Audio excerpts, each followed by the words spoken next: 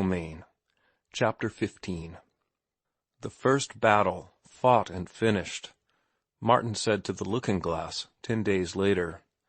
But there will be a second battle, and a third battle, and battles to the end of time, unless— He had not finished the sentence, but looked about the mean little room, and let his eyes dwell sadly upon a heap of returned manuscripts, still in their long envelopes, which lay in a corner on the floor. He had no stamps with which to continue them on their travels, and for a week they had been piling up. More of them would come in on the morrow, and on the next day, and the next, till they were all in. And he would be unable to start them out again. He was a month's rent behind on the typewriter, which he could not pay, having barely enough for the week's board, which was due, and for the employment office fees. He sat down and regarded the table thoughtfully. There were ink stains upon it, and he suddenly discovered that he was fond of it. "Dear old table," he said, "I've spent some happy hours with you, and you've been a pretty good friend when all is said and done. You never turned me down, never passed me out a reward of unmerit rejection slip, never complained about working overtime." He dropped his arms upon the table and buried his face in them. His throat was aching, and he wanted to cry. It reminded him of his first fight, when he was 6 years old, when he punched away with the tears running down his cheeks, while the other boy, 2 years older, had beaten and pounded him into exhaustion. He saw the ring of boys, howling like barbarians, as he went down at last, writhing in the throes of nausea, the blood streaming from his nose and the tears from his bruised eyes. "Poor little shaver," he murmured, "and you're just as badly licked now. You're beaten to a pulp. You're down and out." But the vision of that first fight still lingered under his eyelids, and as he watched, he saw it dissolve and reshape into the series of fights which had followed. 6 months later, Cheeseface, that was the boy, had whipped him again, but he had blacked Cheeseface's eye that time. That was going some. He saw them all, fight after fight, himself always whipped, and Cheeseface exulting over him. But he had never run away. He felt strengthened by the memory of that. He had always stayed and taken his medicine. Cheeseface had been a little fiend at fighting, and had never once shown mercy to him. But he had stayed. He had stayed with it. Next, he saw a narrow alley, between ramshackle frame buildings. The end of the alley was blocked by a 1-story brick building, out of which issued the rhythmic thunder of the presses, running off the first edition of the Enquirer. He was 11, and Cheeseface was 13, and they both carried the Enquirer. That was why they were there, waiting for their papers. And, of course, Cheeseface had picked on him again, and there was another fight that was indeterminate, because at 3:45 the door of the press-room was thrown open, and the gang of boys crowded in to fold their papers. "I'll lick you tomorrow," he heard Cheeseface promise, and he heard his own voice, piping and trembling with unshed tears, agreeing to be there on the morrow. And he had come there the next day, hurrying from school to be there first, and beating Cheeseface by 2 minutes. The other boys said he was all right, and gave him advice, pointing out his faults as a scrapper, and promising him victory if he carried out their instructions. The same boys gave Cheeseface advice, too, how they had enjoyed the fight. He paused in his recollections long enough to envy them the spectacle he and Cheeseface had put up. Then the fight was on, and it went on without rounds for 30 minutes, until the press-room door was opened. He watched the youthful apparition of himself, day after day, hurrying from school to the Enquirer alley. He could not walk very fast. He was stiff and lame from the incessant fighting. His forearms were black and blue from wrist to elbow, What of the countless blows he had warded off? And here and there the tortured flesh was beginning to fester. His head and arms and shoulders ached. The small of his back ached. He ached all over, and his brain was heavy and dazed. He did not play at school, nor did he study. Even to sit still all day at his desk, as he did, was a torment. It seemed centuries since he had begun the round of daily fights, and time stretched away into a nightmare and infinite future of daily fights. Why couldn't Cheeseface be licked, he often thought. That would put him, Martin, out of his misery. It never entered his head to cease fighting, to allow Cheeseface to whip him. And so he dragged himself to the Enquirer alley, sick in body and soul, but learning the long patience to confront the eternal enemy, Cheeseface, who was just as sick as he, and just a bit willing to quit if it were not for the gang of newsboys that looked on and made pride painful and necessary. One afternoon, after 20 minutes of desperate efforts to annihilate each other, according to set rules that did not permit kicking, striking below the belt, nor hitting when one was down, Cheeseface, panting for breath and reeling, offered to call it quits. And Martin, head on arms, thrilled at the picture he caught of himself, at that moment in the afternoon of long ago, when he reeled and panted and choked, with the blood that ran into his mouth and down his throat from his cut lips, when he tottered toward Cheeseface, spitting out a mouthful of blood so that he could speak, crying out that he would never quit, though Cheeseface could give in if he wanted to. And Cheeseface did not give in, and the fight went on. The next day, and the next, days without end, witnessed the afternoon fight.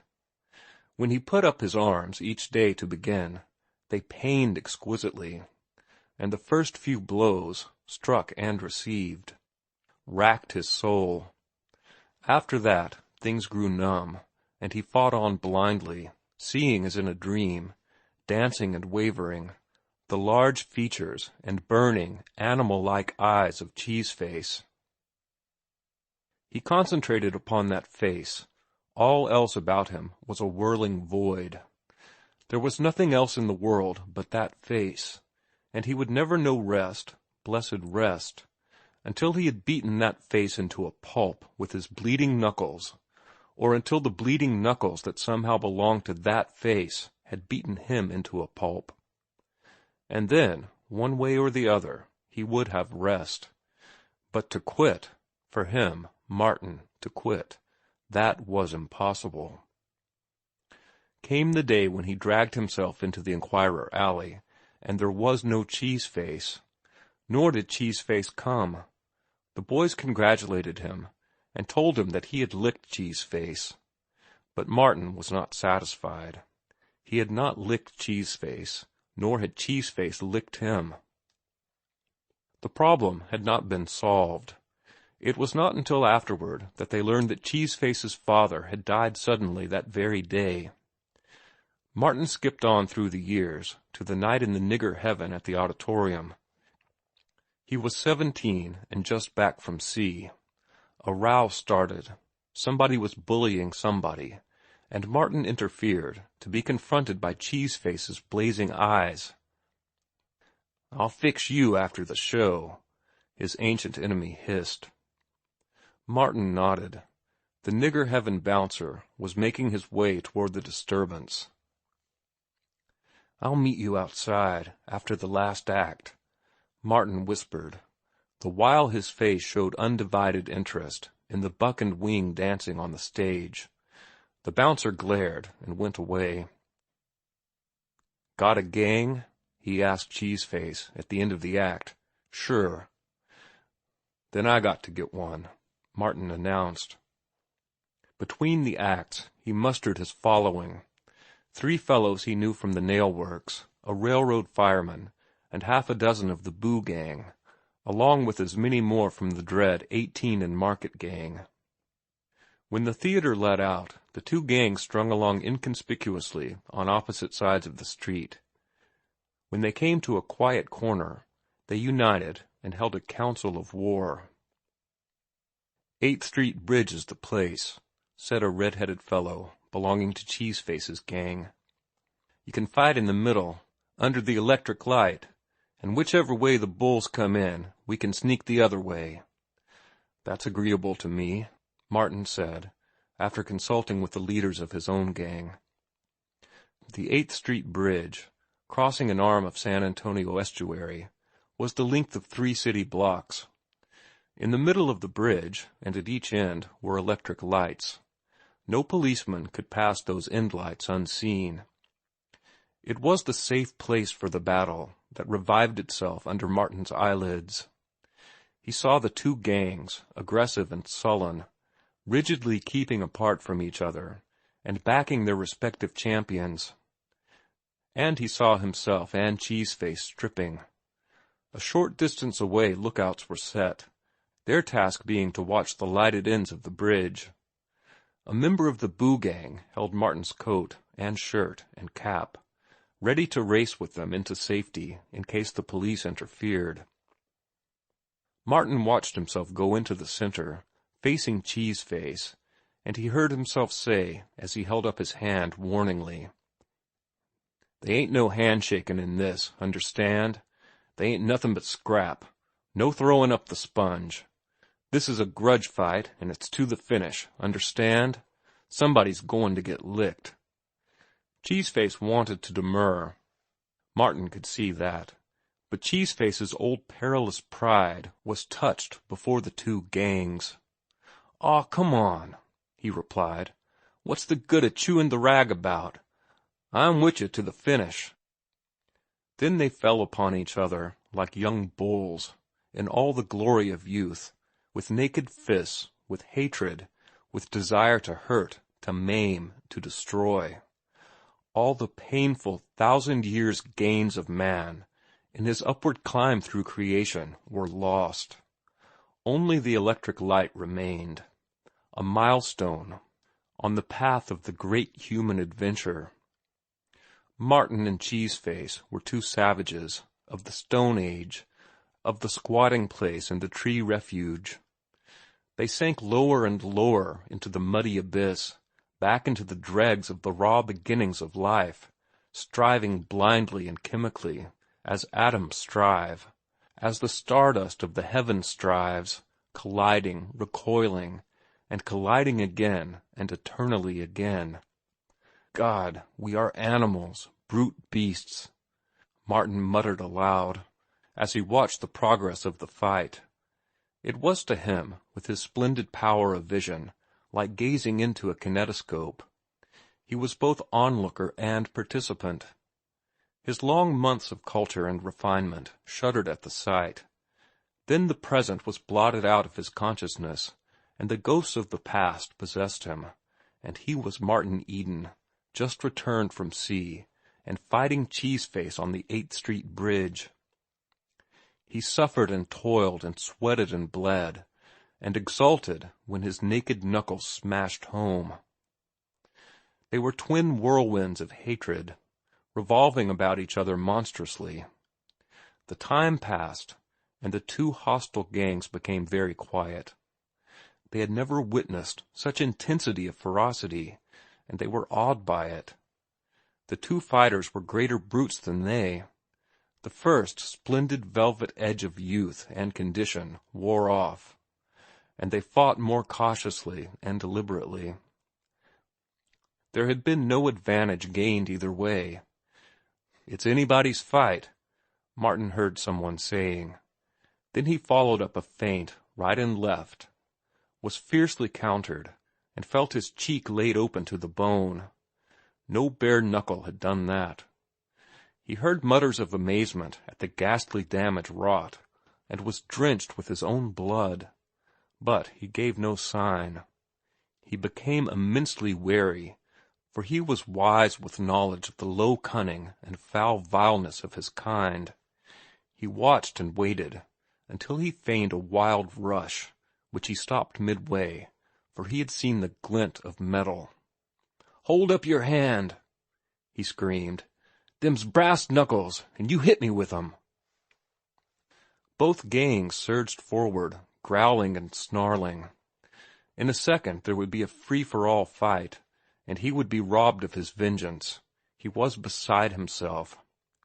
"You guys keep out," he screamed hoarsely. "Understand? Say, do you understand?" They shrank away from him. They were brutes, but he was the arch-brute, a thing of terror that towered over them and dominated them. "This is my scrap, and they ain't going to be no buttin' in. Gimme them knuckles." Cheeseface, sobered and a bit frightened, surrendered the foul weapon. "You passed him to him, you redhead sneaking in behind the push there," Martin went on, as he tossed the knuckles into the water. "I seen you, and I was wonderin' what you was up to. If you try anything like that again, I'll beat you to death, understand?" They fought on, through exhaustion and beyond, to exhaustion immeasurable and inconceivable, until the crowd of brutes, its bloodlust sated, terrified by what it saw, begged them impartially to cease. And Cheeseface, ready to drop and die, or to stay on his legs and die, a grisly monster, out of whose features all likeness to Cheeseface had been beaten, wavered and hesitated. But Martin sprang in and smashed him again and again. Next, after a seeming century or so, with Cheeseface weakening fast, in a mix-up of blows, there was a loud snap, and Martin's right arm dropped to his side. It was a broken bone. Everybody heard it and knew, and Cheeseface knew, rushing like a tiger in the other's extremity, and raining blow on blow. Martin's gang surged forward to interfere. Dazed by the rapid succession of blows, Martin warned them back, with vile and earnest curses, sobbed out and groaned, in ultimate desolation and despair. He punched on, with his left hand only, and as he punched, doggedly, only half conscious, as from a remote distance, he heard murmurs of fear in the gangs, and one said, with shaking voice, "This ain't scrap, fellows. It's murder, and we ought to stop it."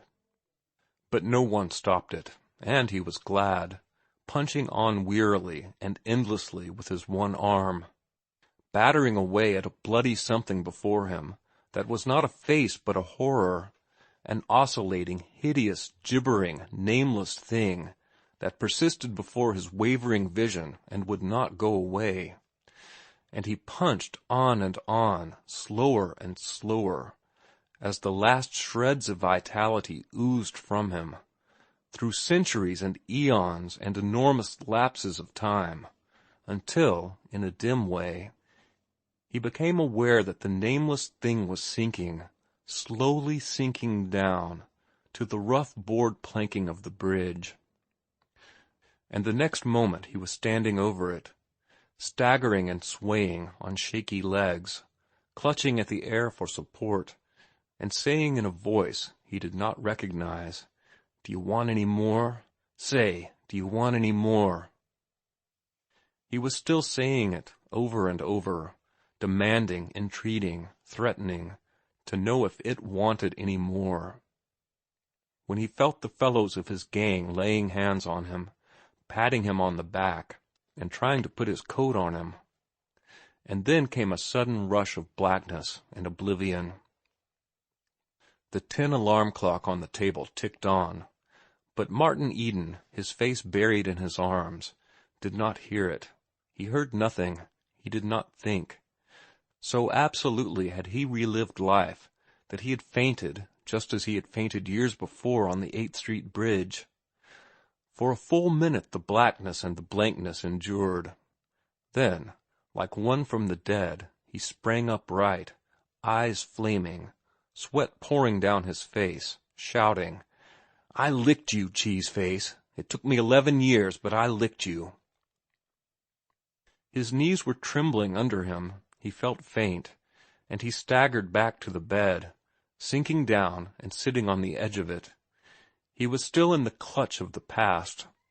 He looked about the room, perplexed, alarmed, wondering where he was, until he caught sight of the pile of manuscripts in the corner. Then the wheels of memory slipped ahead through 4 years of time, and he was aware of the present, of the books he had opened and the universe he had won from their pages, of his dreams and ambitions, and of his love for a pale wraith of a girl, sensitive and sheltered and ethereal, who would die of horror did she witness but one moment of what he had just lived through, one moment of all the muck of his life through which he had waded. He arose to his feet and confronted himself in the looking-glass. "And so you rise from the mud, Martin Eden," he said solemnly, "and you cleanse your eyes in a great brightness, and thrust your shoulders among the stars, doing what all life has done, letting the ape and tiger die, and wresting highest heritage from all powers that be." He looked more closely at himself and laughed. "A bit of hysteria and melodrama, eh?" he queried. "Well, never mind. You licked Cheeseface, and you'll lick the editors if it takes twice 11 years to do it in. You can't stop here. You've got to go on. It's to a finish, you know." End of chapter 15.